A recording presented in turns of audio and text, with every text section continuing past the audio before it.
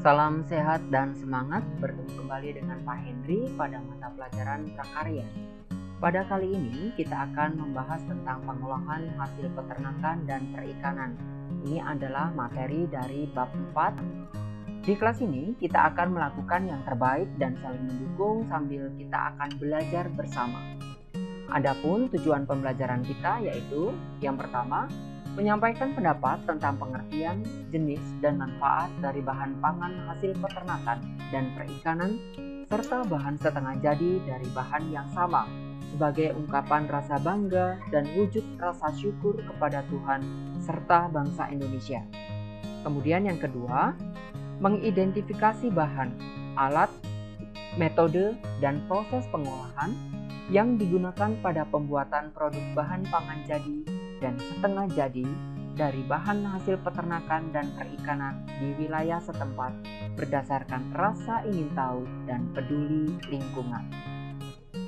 Tujuan pembelajaran yang berikutnya yaitu merancang pembuatan produk olahan makanan dari bahan pangan hasil peternakan dan perikanan menjadi makanan dan bahan setengah jadi berdasarkan orisinalitas ide dan cita rasa estetis diri sendiri. Dan yang terakhir, membuat, menguji, dan mempresentasikan produk olahan pangan setengah jadi dari hasil peternakan dan perikanan menjadi makanan di wilayah setempat berdasarkan teknik dan prosedur yang tepat dengan disiplin dan tanggung jawab. Indonesia merupakan negara yang memiliki sumber daya alam melimpah.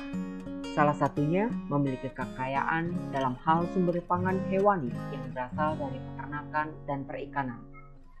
Bahan pangan hasil peternakan dan perikanan dapat berupa beragam jenis ikan, udang, cumi, rumput laut, daging, telur, dan susu yang masih mentah yang memiliki kandungan air yang tinggi sehingga dapat membuat bahan pangan tersebut menjadi mudah dan cepat rusak. Oleh karena itu, harus dilakukan suatu pengolahan.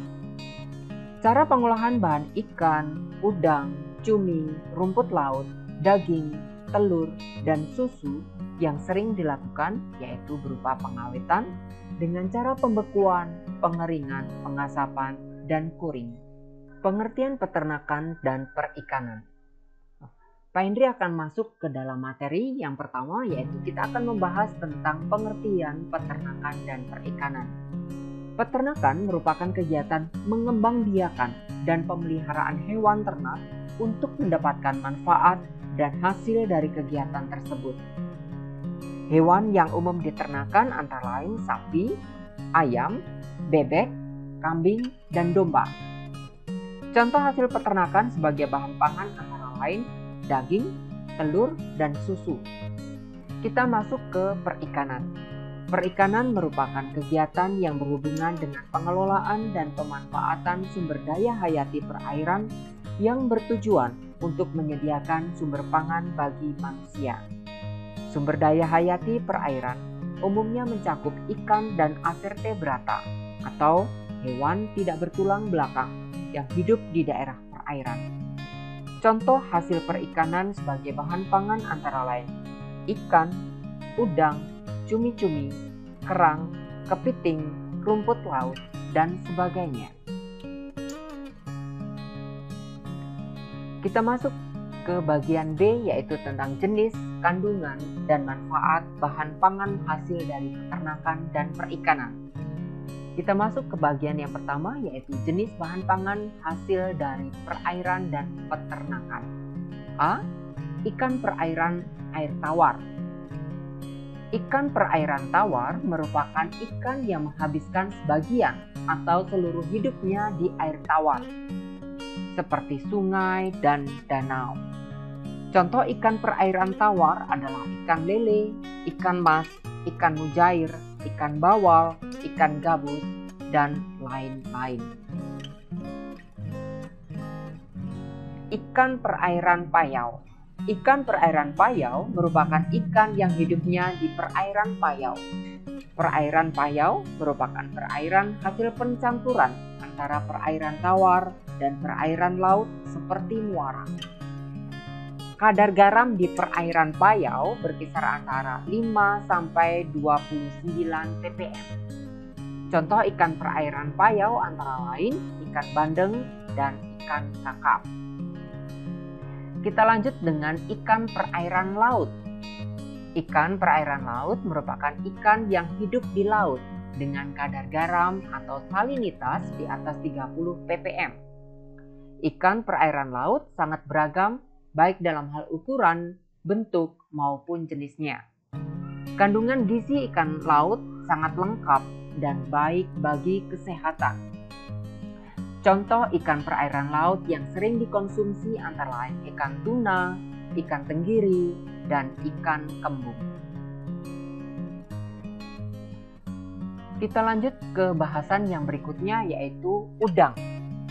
Udang adalah binatang yang hidup di semua jenis perairan, baik di perairan air tawar, payau, maupun laut.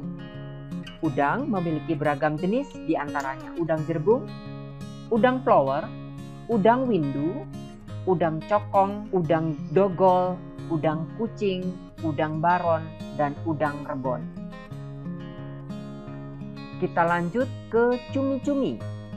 Kalian bisa lihat gambar cumi-cumi di sebelah kanan ini. Cumi-cumi merupakan kelompok hewan jenis moluska yang hidup di laut. Memiliki bentuk silinder kerucut dan memiliki 10 tangan-tangan yang panjang dan bermangkuk menghisap yang berguna untuk menjerat mangsanya. Cumi-cumi memiliki beragam jenis, diantaranya cumi-cumi sotong, cumi-cumi karang atau cumi-cumi kadut, dan cumi-cumi blakutak. Kita lanjut dengan rumput laut. Rumput laut merupakan alga makroskopis yang hidup di perairan. Rumput laut tidak memiliki akar, batang, dan daun sejati.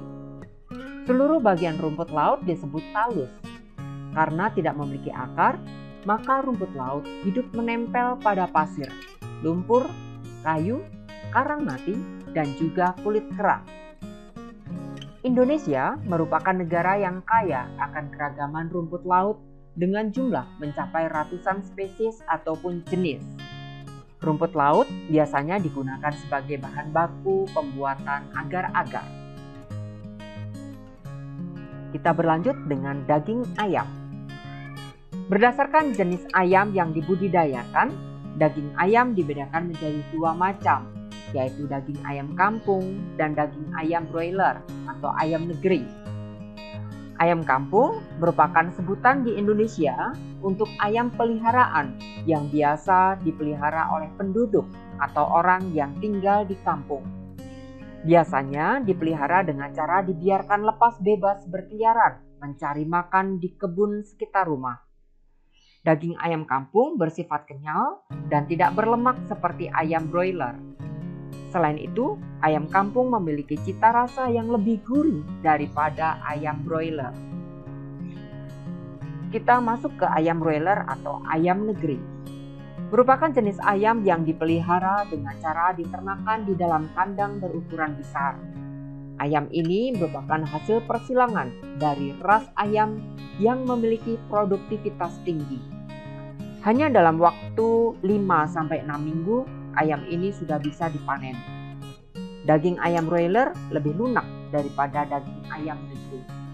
Akan tetapi, daging ayam broiler memiliki lemak yang berlebih di bagian bawah kulitnya, terutama pada bagian sayap. Kita lanjut dengan daging sapi. Daging sapi termasuk ke dalam kelompok daging merah. Bagian tubuh hewan ternak sapi yang memiliki daging terbanyak adalah bagian paha depan dan paha bagian belakang. Bagian kepala, leher, tungkai, dan ekor termasuk moncong, hidung atau cingur, dan lidah juga diambil dagingnya, tetapi tidak sebanyak bagian paha. Bagian jeroan ataupun isi perut tidak dianggap sebagai daging. Nah, selain direbus, digoreng atau dibakar, daging sapi dapat diolah menjadi aneka hidangan olahan seperti rendang, semur, bakso, abon, dendeng, sosis, dan kornet. Kita lanjut dengan daging kerbau.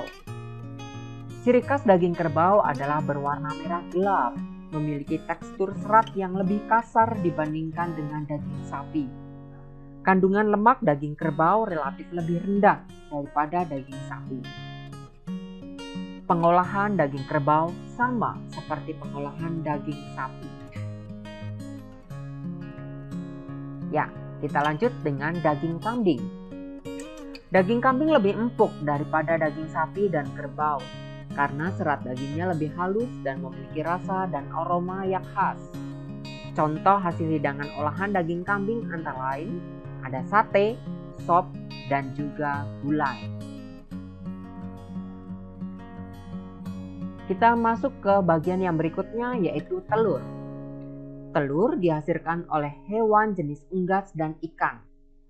Telur unggas yang umum dikonsumsi misalnya telur ayam kampung, telur ayam leghorn, atau telur yang berasal dari ayam yang diternakan dan bertelur tanpa ayam pejantan.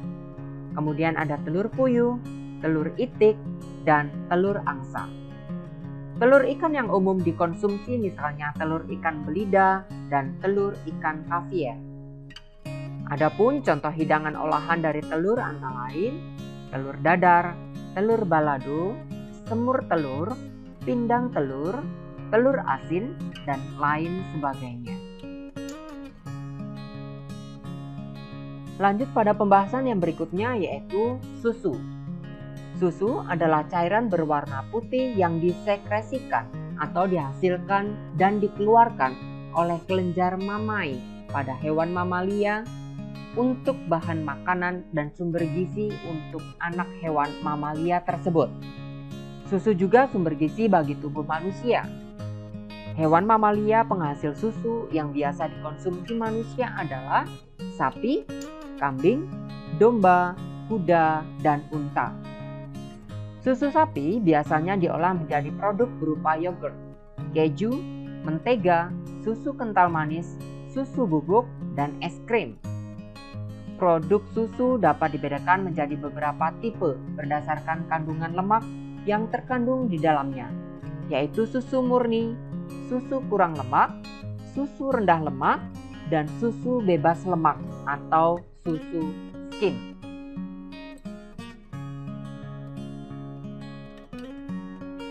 Demikianlah pembahasan kita pada kali ini.